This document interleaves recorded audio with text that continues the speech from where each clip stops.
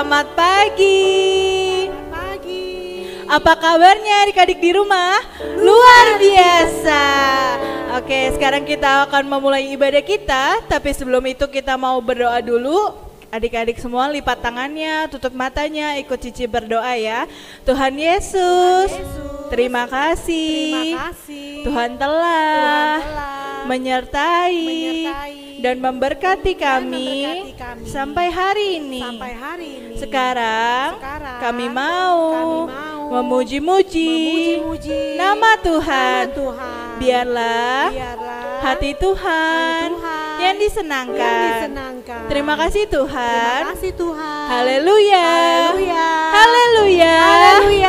Amin. Pasukan Kristus siap. Yes. Jesus is my best friend. Nyanyinya semua pakai gerakan ya di rumah. Jesus is my best friend. He is the only best friend. He never leave me alone. Forever, ever, forever and ever. Jesus is my best friend. He is the only best friend. He never leave me alone. Forever, ever, forever and ever. He gave the greatest love, and cleanse me for my sin. Jesus my best in my whole life. Lompat sama-sama. Jesus, He gave the greatest love, cleanse me for my sin. Jesus my best, my best, my best, my best. I love you forever. Jesus is my best friend. Jesus is my best friend. He is the only best friend.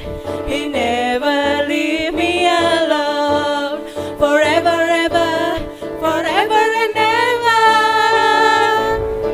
Jesus is my best friend. He is the only best friend. He never leave me alone. Forever, ever, forever and ever. He gave the greatest love, cleanse me for my sin. Jesus my best in my whole life. Jesus, He gave the greatest love and cleanse me for my sin. Jesus my best, my best, my best, my best. I love you forever. I love you, Jesus. I love you, Jesus. Deep down in my heart. I love you, Jesus. Deep down in my heart. Think about deep down, deep down in my heart. Let's talk about deep down, deep down in my heart. I love you, Jesus. I love you, Jesus. Deep down in my heart.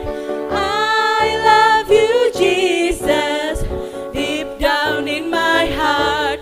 We think about deep down, deep down in my heart. Let's think about deep down, deep down in my heart. Anak-anak sudah bersuka cita. Sekarang tiba saatnya kita mau mendengarkan firman Tuhan.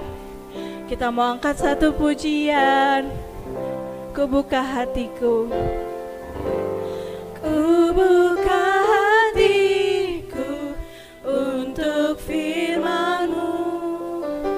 Ku ingin menjadi seperti Yesus. Berfirman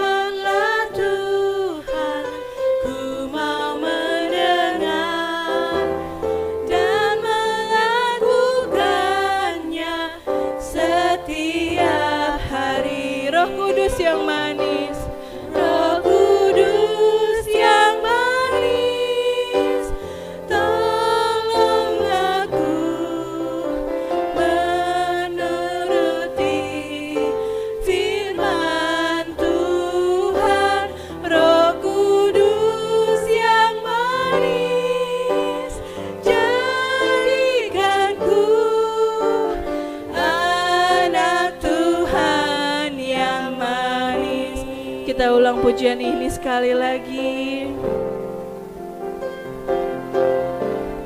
Ku buka hatiku untuk firman-Mu. Ku ingin menjadi seperti Yesus. Berfirmanlah Tuhan, ku mau mendengar dan melakukannya setiap hari. Roh Kudus yang manis, Roh Kudus yang manis, tolong aku menuruti firman Tuhan. Roh Kudus yang manis, jadikanku anak Tuhan yang manis. Sekali lagi, Roh Kudus, Roh Kudus yang manis, tolong aku menuruti firman Tuhan. Roh Kudus yang manis, jadikanku anak Tuhan yang manis. Anak Tuhan yang manis, anak Tuhan yang manis, anak Tuhan yang manis.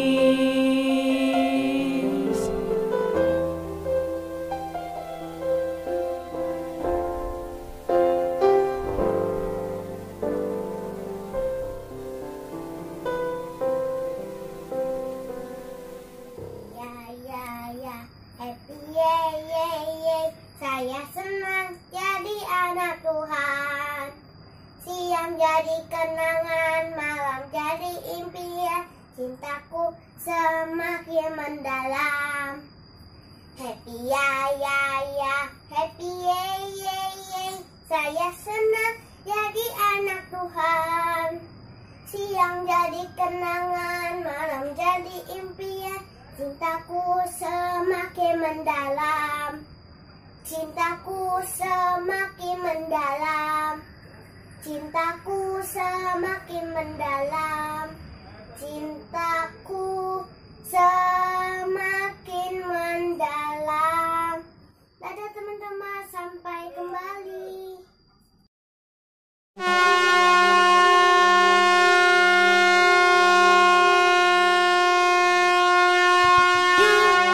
Ada suara sesuatu. Suara apakah itu?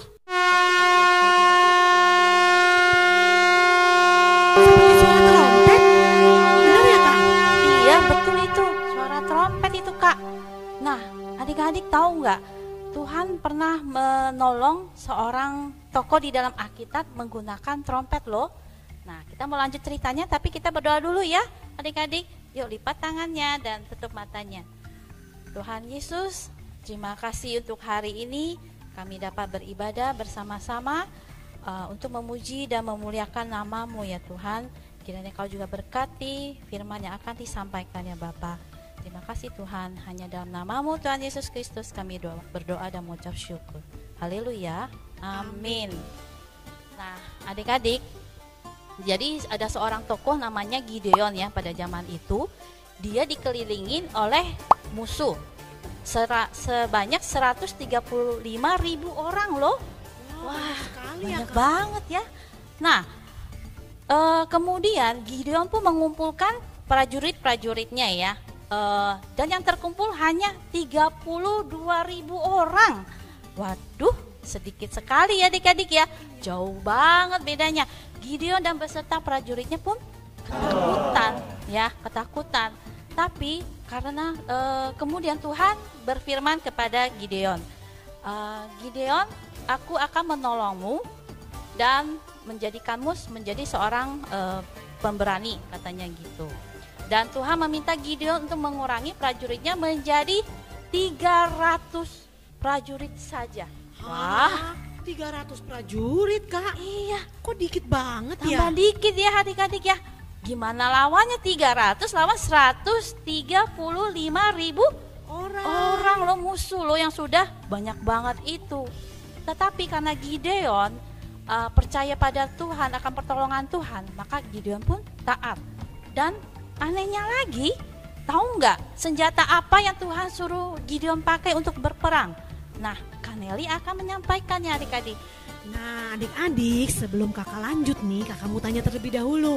Kalian tahu nggak kalau biasanya orang mau pergi berperang itu yang dibawa apa? Ayo, yang di rumah, yang dibawa apa? Iya benar, semua orang kalau mau berperang mereka pasti akan membawa benda-benda tajam seperti contohnya senjata api, pedang, bahkan mungkin bambu runcing. Waktu seperti Indonesia melawan Belanda. Nah, tetapi yang untuk cerita kali ini tentang si tokoh Gideon ini, Tuhan menyuruh mereka membawa 3 senjata. Senjatanya itu apa adik-adik? Yang pertama itu adalah terompet. Seperti yang bunyi tadi itu terompet, kalian tahu ya terompet ya? Itu yang pertama terompet, dan yang alat senjata kedua yaitu buyung. Buyung itu apa? Buyung itu sejenis kendi yang berisi biasanya itu minyak. Nah, yang ketiga itu adalah obor. Mereka membawa 3 jenis senjata. Yang pertama terompet, kemudian mereka membawa buyung dan juga membawa obor. Nah, 3 senjata itu kira-kira adik-adik bisa nggak ya mereka melawan musuh hanya dengan 3 senjata itu, dan juga jumlah prajurit yang hanya 300 orang. Kira-kira mampu nggak? Kira-kira menurut adik-adik? Yuk kita lanjutin ya ceritanya. Mampu nggak ya adik-adik ya? Coba kita lanjut ya. Nah, tapi kita ingat ada pertolongan dari Tuhan ya. Tuhan berpesan kepada Gideon, dia bilang kepada Gideon, Tuhan, kamu harus membagi pasukanmu menjadi 3 kelompok, dan tiap prajuritmu akan membawa trompet, buyung yang berisi minyak beserta pelita ada di dalam buyung tersebut. Jadi Tuhan berpesan bahwa semua prajuritnya akan mengikuti apa yang dilakukan oleh Gideon. Oke, jadi Gideon pun bersama prajurit-prajuritnya turun ke perkemahan musuh, dan mereka mengelilingi perkemahan musuh tersebut ya pada malam hari waktu itu. Jadi pertama-tama yang dilakukan Gideon adalah dia meniup trompetnya ya, meniup trompet dan diikuti oleh seluruh prajuritnya. Setelah itu Gideon pun melempar buyung yang berisi pelita itu ke lantai, dan api pun terbakar ya. Kebakaran dong Kak. Iya betul. Nah, semua itu juga dilakukan oleh prajurit-prajurit yang 300 tadi itu.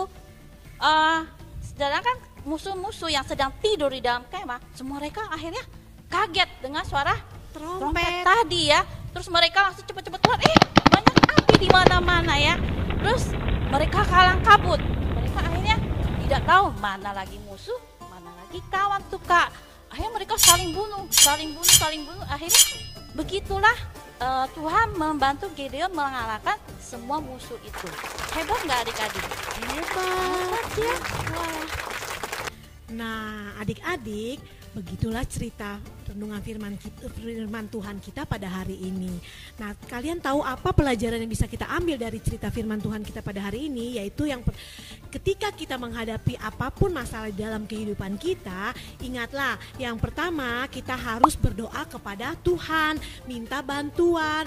Nah, yang kedua setelah kita berdoa kepada Tuhan, kita harus menjadi anak yang taat, dengar-dengaran akan Tuhan. Apa yang Tuhan perintahkan harus kita lakukan, seperti Gideon. Walaupun mungkin kalau secara manusia Gideon merasa nggak mungkin 300 prajurit bisa melawan segitu banyaknya daripada prajurit musuh. Tetapi karena Gideon percaya dan taat kepada Tuhan, makanya Tuhan bekerja dan memenangkan Gideon beserta pasukan prajuritnya. Nah, begitu ya adik-adik untuk renungan kita pada pagi hari ini. Yuk sekarang kita mau hafalin ayat hafalan ya untuk minggu ini yang terdapat di Yesaya 50 ayat 9a. Bunyinya, sesungguhnya Tuhan Allah menolong aku. Kita ulangi sekali lagi ya. Yesaya 50 ayat 9a. Sesungguhnya Tuhan Allah menolong aku. Ya, begitulah firman Tuhan kita pada hari ini. Sebelumnya kita akan mengakhirinya ibadah kita. Kita mau berdoa. Semuanya adik-adik lipat tangan. Ikutin kakak berdoa. Tuhan Yesus, terima kasih kalau kami baru saja mendengarkan kebenaran firman Tuhan. Tuhan, jadikan kami sebagai pelaku-pelaku firman. Terima kasih Bapa, Engkau memberkati dan menolong kami hari lepas hari. Hanya di dalam nama Tuhan Yesus kami sudah berdoa dan mengucap syukur. Haleluya, amin. Sampai jumpa minggu depan.